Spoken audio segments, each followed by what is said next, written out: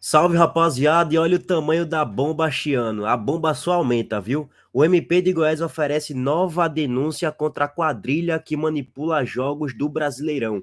Vasco não está envolvido, mas quem está envolvido está jogando no esporte nessa temporada é o lateral esquerdo Igor Cariús, que está sendo investigado por 2 jogos que ele participou na última Série A com a camisa do Cuiabá, que foram jogos ali contra o Ceará. Daqui a pouco eu vou passar para vocês os lances, tá? E também o jogo contra o Palmeiras. Igor Cariús, naquele momento, estava vestindo a camisa do Cuiabá. Vale a pena frisar mais uma vez. E vamos passar a repercussão do jornalista Cássio Cardoso em relação a todos esses jogos e de todos os jogadores que estão sendo investigados nesse momento a respeito da manipulação dos resultados, tá? Na verdade, não é nem do resultado em si, né? Se é um gol contra ou um pênalti que tem que fazer, não. Na maioria dos casos são lances de cartões amarelos no mercado ali de cartões, tá? Também tem questão de cartão vermelho, que aí de fato você já vai influenciar um pouquinho no resultado do jogo.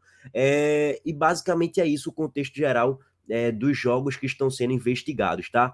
Dando aí destaque à matéria, mais uma vez, o Ministério Público de Goiás ofereceu uma nova denúncia contra uma quadrilha que manipulava jogos de futebol para obter ganhos financeiros em sites de apostas esportivas. Além do homem apontado como líder do bando, Bruno Lopes, UBL, outras 16 pessoas estão na mira dos promotores e poderão se tornar réis. A justiça ainda não se manifestou se aceita ou não o novo pedido, que está sob sigilo. As investigações apontaram que houve fraudes em 6 jogos da Série A do Campeonato Brasileiro em 2022. Em outros 2 houve tentativas, mas não houve confirmação.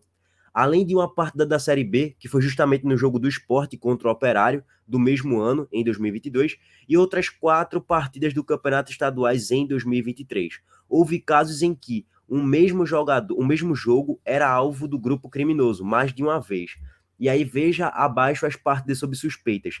Palmeiras contra a Juventude, Juventude contra a Fortaleza, Goiás contra o Juventude, Ceará e Cuiabá. E aí é justamente que está envolvido o nosso lateral esquerdo, Igor Cariús, tá? Dando um complemento. Red Bull Bragantino contra o América Mineiro, Santos contra o Avaí, Botafogo contra o Santos, que foi justamente o caso do zagueiro do Santos, Eduardo Bauerman, que era para ele ter sido expulso no primeiro tempo ainda. Mas ele não foi. No primeiro tempo, não. Palmeiras contra o Cuiabá, mais uma vez envolvendo o nosso lateral esquerdo, Igor Cariús, tá, gente? Sport contra o Operário, que foi o jogo da Série B, Guarani contra a Portuguesa, Red Bull Bragantino contra a Portuguesa e o Esportivo Bento Gonçalves contra o Novo Hamburgo. Esses foram os jogos que estão sob suspeitas, tá? Ó, eu vou passar primeiro aqui a matéria do GE dando destaque ao caso específico de Igor Cariús, que é o que de fato interessa pra gente, né? Manipulação de jogos, 2 pontos. Defesa de Igor Cariús classifica a denúncia como superficial, entre aspas, e pede arquivamento do processo. Igor Cariús está entre os atletas investigados pelo MP de Goiás na Operação Penalidade Máxima, sobre suspeita de manipulação de resultados. O atual clube, o Sport, ainda não se posicionou sobre o caso, mas vai se posicionar ainda hoje, tá? Pelo que diz toda a matéria do GE. Através da nota oficial, classificou a denúncia como superficial, reafirmou a confiança na inocência do atleta e diz que solicitou o arquivamento da denúncia. Complementando a matéria aqui, tá, rapaziada? Ó, em tela para vocês. Os jogos de Igor Cariús, Ceará 1, Cuiabá 1, no dia 16 de outubro de 2022, a promessa de pagamento do valor total incerto mais 5 mil foram entregues a Igor Cariús, do Cuiabá, antes do jogo, para que ele levasse o cartão amarelo. Ele levou a advertência e ainda teve um segundo cartão que ocasionou a sua expulsão.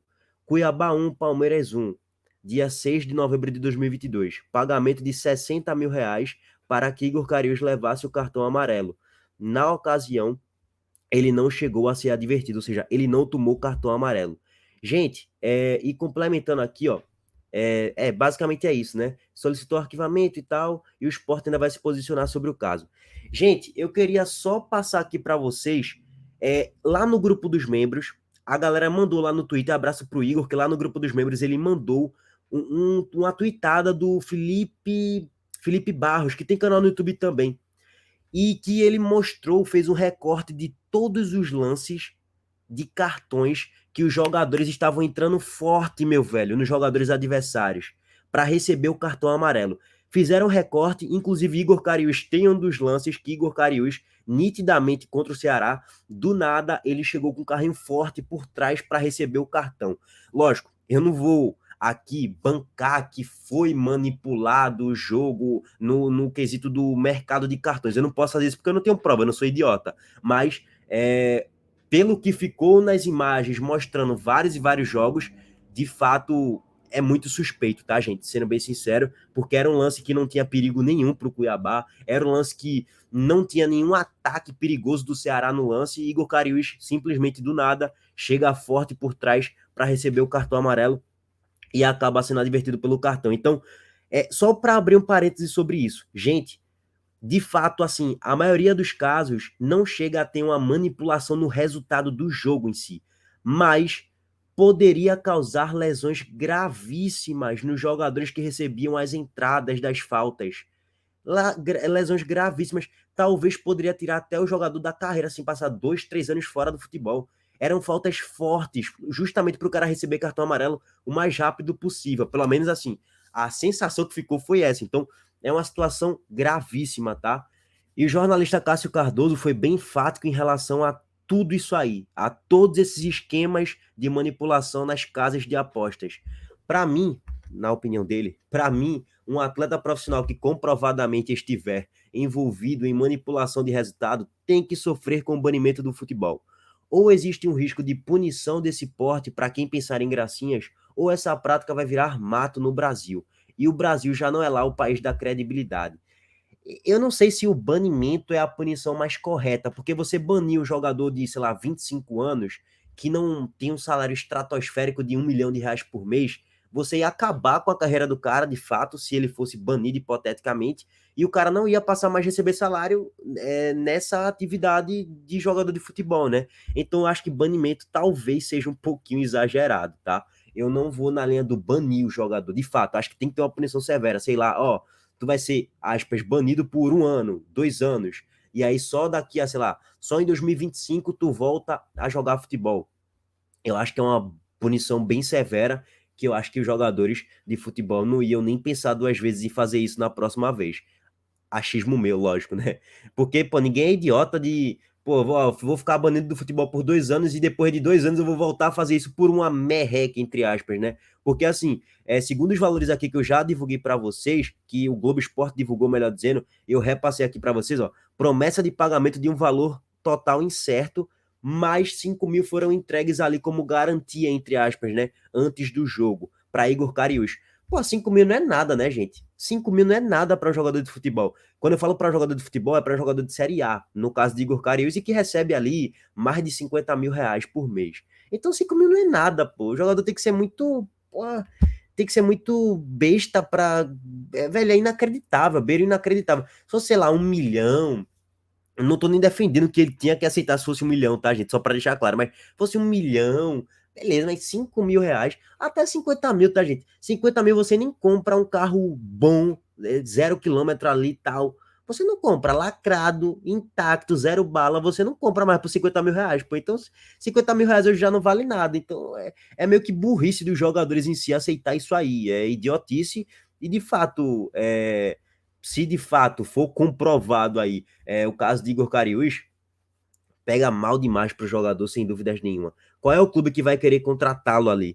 Vai ter, né? Vai ter times ainda querendo contratá-lo, mas poucos. Vai reduzir bastante a credibilidade do jogador dele no mercado, sem dúvidas nenhuma. E sem muita enrolação, vamos logo passar para o complemento do que Cássio Cardoso falou, tá? Essa prática compromete todo o ecossistema do futebol de maneira arrasadora. Então, toda a indústria precisa se mobilizar contra, de casas de apostas a jogadores, de federações a grupos de mídia que detêm direitos de transmissão. Todo mundo aí perde muito para uns e outros ganharem os trocados com essa história de manipulação. Complementando, patrocinadores, clubes, todo mundo precisa se envolver e tentar coibir. Sem demonizações, casas de apostas também perdem com isso.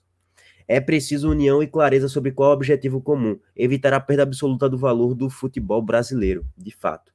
E aí, complementando, e não falo do valor em aspecto comercial, não. Isso é um segundo plano. Falo de valor afetivo, engajamento, envolvimento, crença e fé. Acho que esse é o principal aqui, né? A gente, como torcedor, a gente torce muito para que o futebol não seja manchado por esses esquemas de manipulação, porque aquela fé toda, aquela crença, a gente acreditar no time, torcer para o imponderável acontecer, o nosso time ser campeão, até os árbitros também, até os árbitros da partida, a gente sempre fica muito, até antes do jogo, a gente sempre fica, meu Deus, quem vai apitar? É Luiz Flávio de Oliveira, meu Deus do céu. A gente, tipo, de fato, fica um pouco descrente em relação à boa fé dos árbitros. Não estou falando que os árbitros estão envolvidos nisso aí, porque eu não tenho prova, tenho que deixar isso bem claro. Mas de fato, eu concordo quando ele fala nisso aqui, velho. Do afetivo, valor afetivo, engajamento, envolvimento, crença e fé, velho. De fato, a gente quer ter fé e quer ter a crença de fato, a gente quer crer que o futebol um esporte limpo, né?